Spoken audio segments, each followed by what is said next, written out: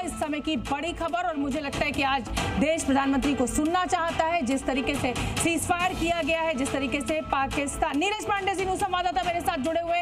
नीरज, प्रधानमंत्री नरेंद्र मोदी के संबोधन का इंतजार पिछले 3 दिनों से देश कर रहा था और आज रात 8 बजे बिल्कुल, आज प्रधानमंत्री नरेंद्र मोदी अभी मैसेज आया है 2 मिनट पहले ही।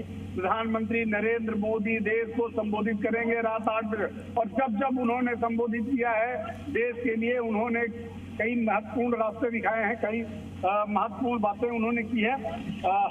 सॉरी सोचना माइक ऑन नहीं था जल्दबाजी में, लेकिन बड़ी खबर इस समय की यही है। बिल्कुल ठीक है नीरज, मैं आपके पास आऊंगी, लेकिन इस बीच में बड़ी खबर एक बार फिर से अपने दर्शकों को बता दूं कि प्रधानमंत्री नरेंद्र मोदी देश को संबोधित करेंगे और ये समय मुकर्रर किया गया है रात 8 बजे।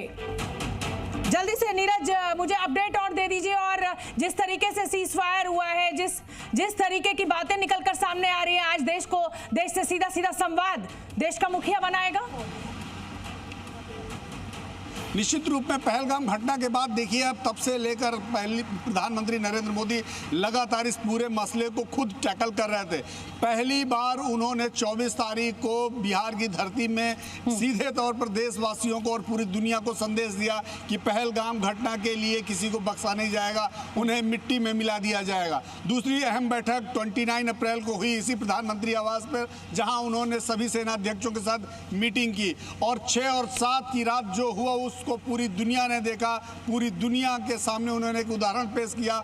और देखा जाए तो हमारी सेनाओं ने 9 जगह बमबारी की, जिसमें कई महत्वपूर्ण आतंकी मारे गए। 5 आतंकियों के तो नीरज मैं आपसे समझना चाहूंगी देखिए, तमाम आरोप इस समय लगाए जा रहे हैं कि साहब सीज फायर क्यों कर लिया, जो डोनाल्ड ट्रंप है उनकी मध्यस्थता को क्यों स्वीकार किया गया। तो क्या आज ये माना जाए कि प्रधानमंत्री नरेंद्र मोदी आज जब देश के साथ, देश की नागरिकों के साथ सीधा संवाद बनाएंगे तो इन मुद्दों पर भी बात होगी?